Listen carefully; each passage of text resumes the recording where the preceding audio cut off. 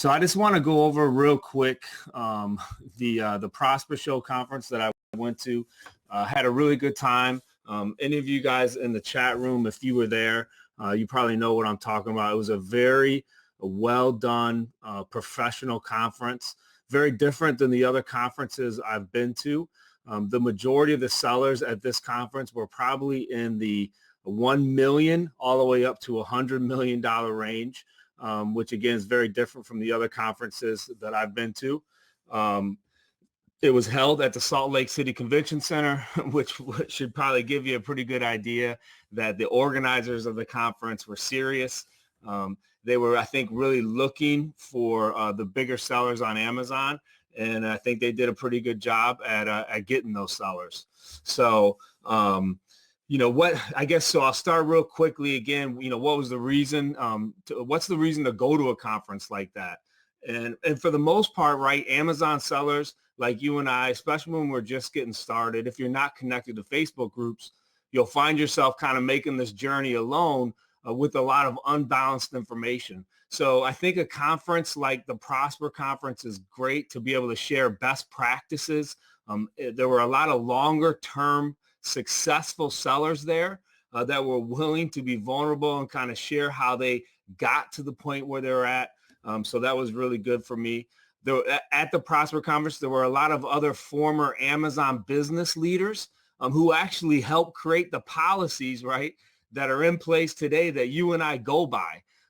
So as soon as I saw that there were former Amazon employees who were going to be in attendance and who were going to be presenting at the conference, I knew I wanted to go because all the other conferences I've been to, there's never been a person who's actually worked at Amazon and then has been in the upper leadership positions. So that was what was really cool about this one as well. So there were also a lot of other companies who I would say were experienced in the Amazon ecosystem, which is cool. A lot of people will talk bad about vendors, right, or businesses that assist third-party sellers. But at conferences like that, what's cool is, yeah, they're trying to sell you a service. But if you have a unique issue, right, with your account that one of these services deals with, you can go up to them at their booth and ask them, and they'll take time and help you explain and actually help work through the issue with you. And so that's what's cool about going to conferences like that as well. So the acronym PROSPER, when I heard it, I had no idea what it meant. It means, all right, and I'm sure that many of you don't either, it means professional retailers, online solution providers for education and research. Try to remember that one. I've said it like 4 or 5 times and I still can't remember it. So that's what it means. So they did a really good job, I think, of providing an agenda of some of the most critical issues today that you and I face in the Amazon seller space. So, I'll say that again. For me, that's the price. That's worth the price of the ticket by providing the professionals, right, and providing an agenda of some of the most critical issues that you and I face today. And so that's why I was all in. So I'm just going to real quickly go through 5 things. All right. And again, some of these things you might be like, duh, Andy, we knew that already. And I'll give you that. A lot of these issues are out there, right? And there's a lot of noise, in the Facebook groups. But these are the 5 things that I heard from $100 million a year sellers and down. All right. So this isn't just chatter, right? That a lot of times you may hear in a Facebook group from someone who maybe only sells, $1,000 a month. These are the themes that I heard over and over again from sellers, from 1 million all the way up to 100 million. All right. And so the first one's kind of a Debbie Downer. All right. The first one was I learned to keep a closer eye on my seller account so it doesn't get shut down. And again, you're like, duh, Andy, that's all we've been talking about in the Facebook groups. But the reason why I mentioned that is the very first session, right? No other sessions were going on. This was the first thing that the leaders who came up with the Prosper Conference, this is the first session they had.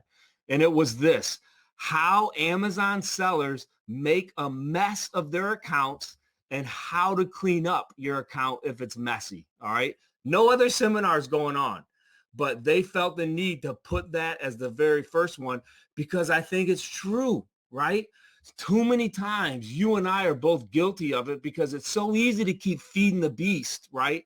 That we don't stop and actually look at the things that matter.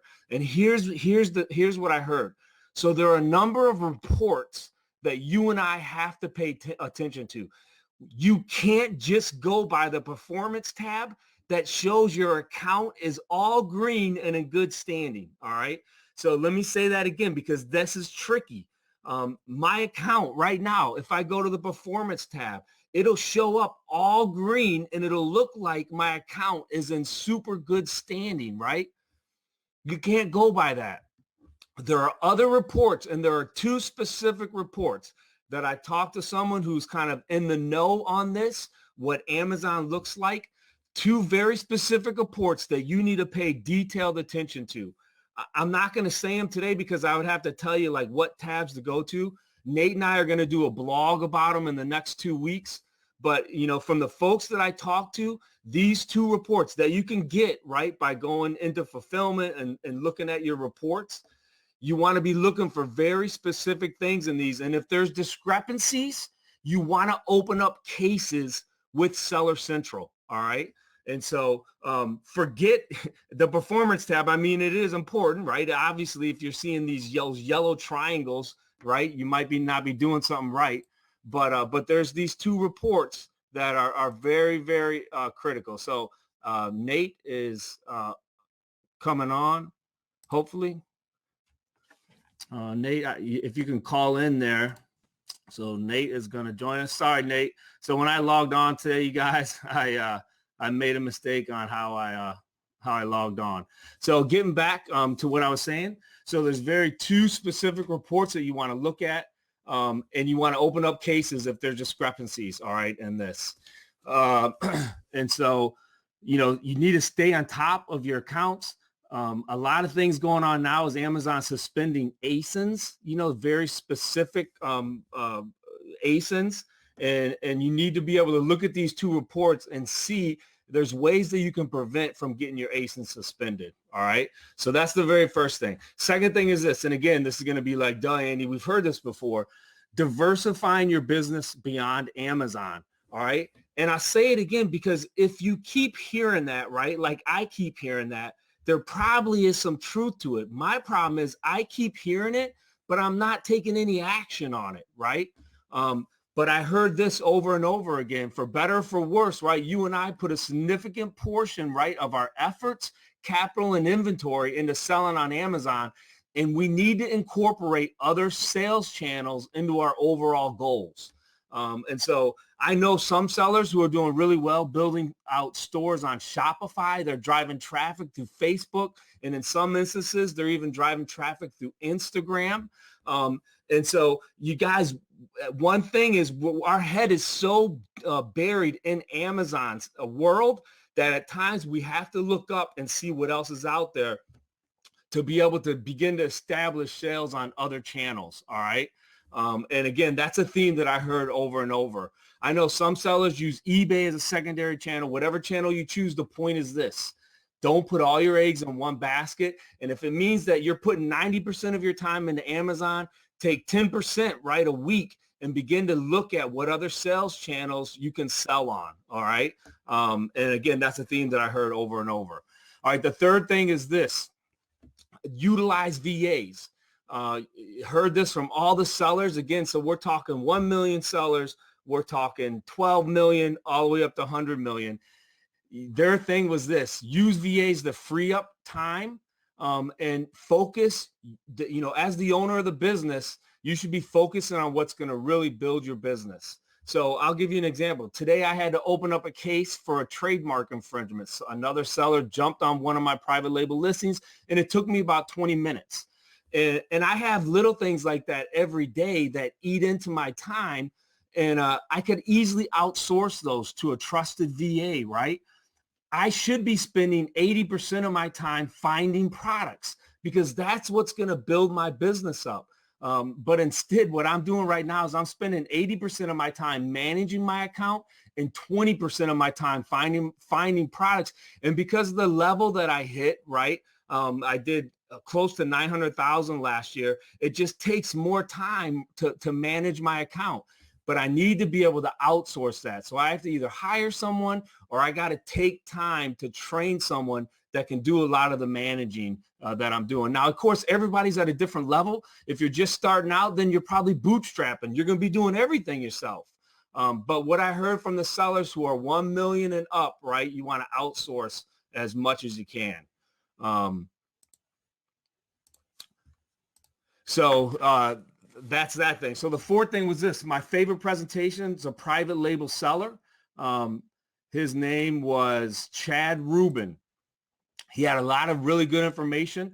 And that's one thing that I noticed. When I talk about this was a conference for bigger sellers, the majority of the sellers were either private label, wholesale, or they were the manufacturers themselves, which was pretty cool for me because I think it just gave me confidence that, because I'm a big private label guy, that, and if you really want to grow your business big, I think you want to be in those three areas. You want to be in private label if you're a manufacturer or you have access to a manufacturer that can make product for you, or you want to be moving some major wholesale products. And so Chad, he built his business. He built a great brand on Amazon. His $1 million brand was selling vacuum bags. So he grew up, his parents owned a vacuum shop. And so he was familiar with the product. He saw how expensive vacuum bags were. They weren't a lot of sellers on Amazon selling them. So he went to China, he got them made, and he owned the market on selling vacuum bags on Amazon. Built it really big. And now he has 4 or 5 brands that he's all built out on Amazon, different niches and different products. And so 3 things that I like. His criteria for his products. He says, you want to bring products to your customers that were, let me see here. His 3 criteria, you want to bring products to customers that are better, cheaper, and faster, right? And so his main 2 points were finding products. And again, you've heard this one. You want to find a product that there's a pain point for the customer. So if that's, reading the reviews on Amazon already, and that's a typical one you'll hear a lot, right? If you're thinking about bringing a product to the market, then find a pain point that people have to deal with. Well, that's what he's done. He utilizes that. That's a big part of how he sources. And then he says, do it faster, do it cheaper. So he used an example, and I don't know if those of you in the chat room ever heard this. There's a company called Warby Parker, W-A-R-B-Y Parker, and they make eyeglasses. And this is, if you go to Warby Parker online, they do every eyeglass for under $100. And so his point was, Warby Parker is disrupting the eyeglass market. I just got glasses like in the last 3 months. These ones right here were expensive. It blew me away how much it cost me. I went to a local eyeglass place to get these made. They were like $300. And so what Warby Parker has done, somehow, they've begin to disrupt the market because they got great frames. You can order them online. And they're doing it for under $100. That beats Walmart. You can't get them done at Walmart for that. And so, his thing was figure out, and again, this is more toward private label sellers, figure out what the market wants, what's already there, and then how you can disrupt that.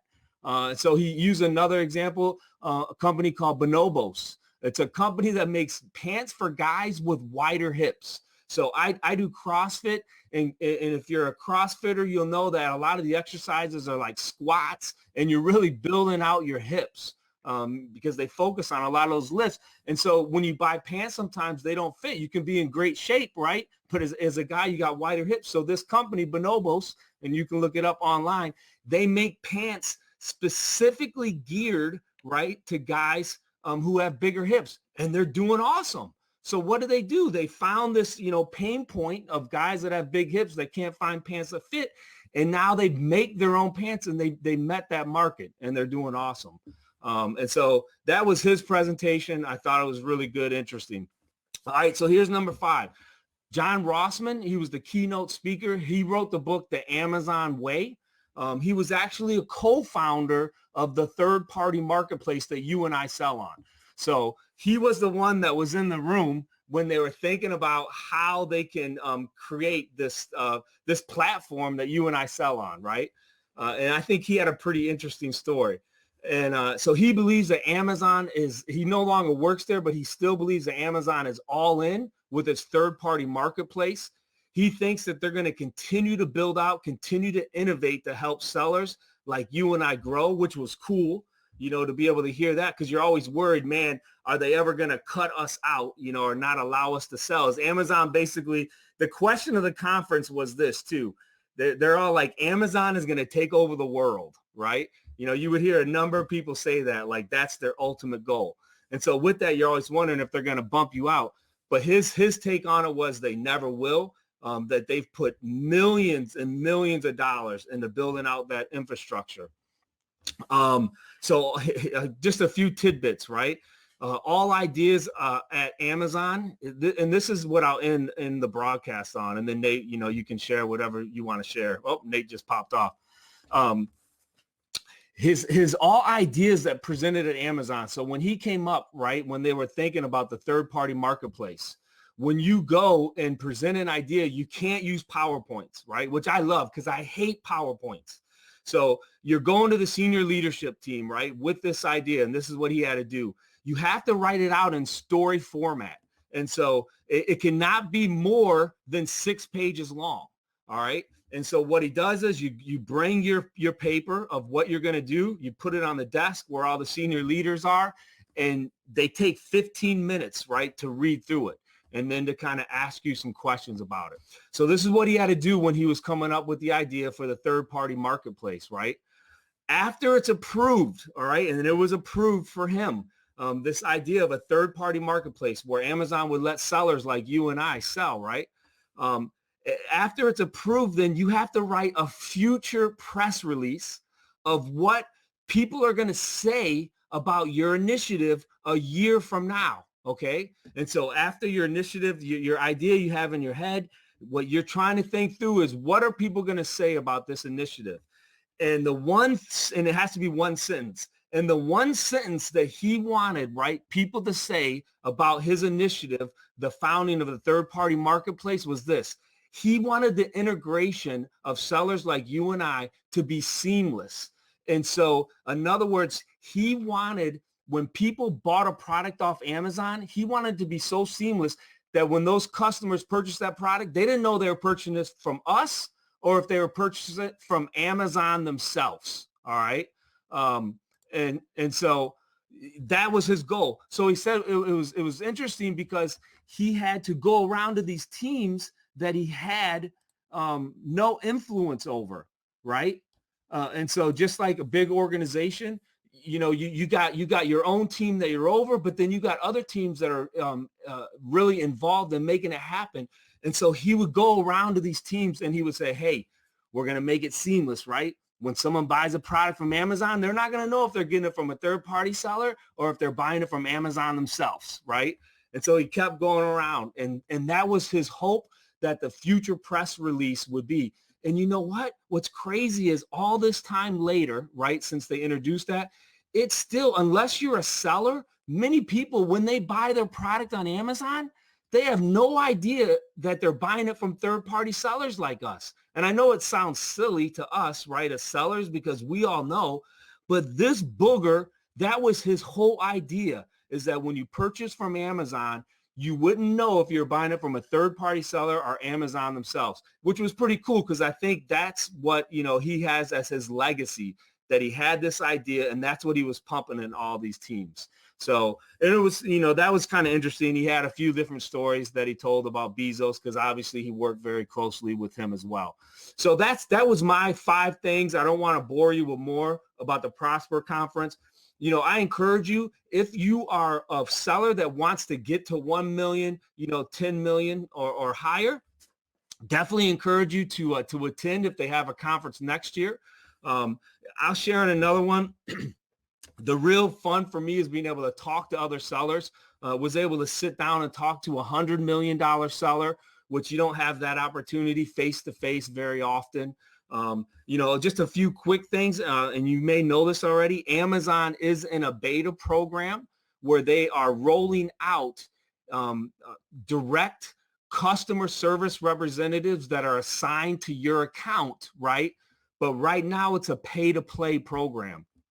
It's still in beta, but right now the way they have it is for $2,500, you can have a Amazon customer service rep, right, or sales rep that is assigned directly to your account, which is cool because with all the fear about suspensions, it's kind of nice to have that insurance policy. So I don't know, what the timeline is for if that's going to go bigger. So that's one little quick tidbit I'll share with you. Another one is this. If you hit $12 million a year, then you get a sales rep assigned to your account. So you don't have to worry about paying that $2,500 a month. So that should give you incentive to want to sell $12 million a year. And then you get on Amazon's radar and they're like, oh yeah, you know what? Let's give him a sales account representative. All right. So that was it. Again, overall, I would give it an A+. All right. 4 conferences for larger sellers and up. Again, if you're interested in wholesale, if you're interested in private label, or if you have some type of connection to a manufacturer, and that's the space you want to be in. From all the ones that I've seen or heard of, this one is by far the best regarding those things. So that's all I had, Nate.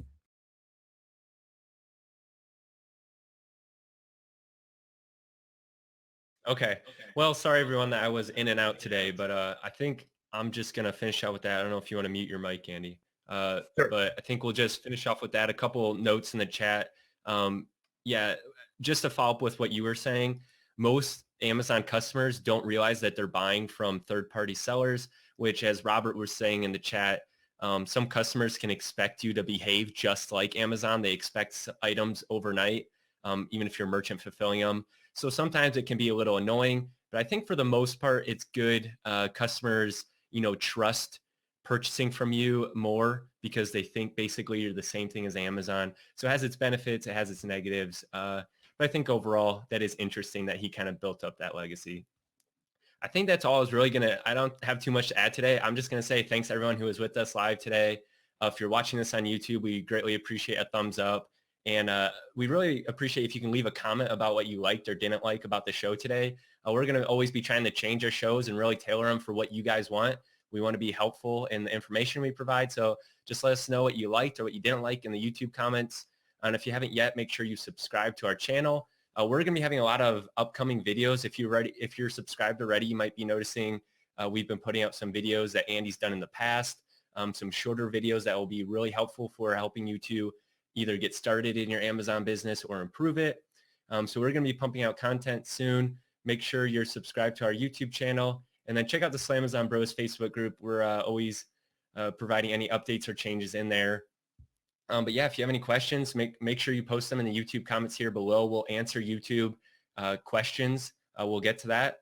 But I think that'll do it all for today. Andy's been busy lately, so we'll let him rest up, and we'll see you guys next week.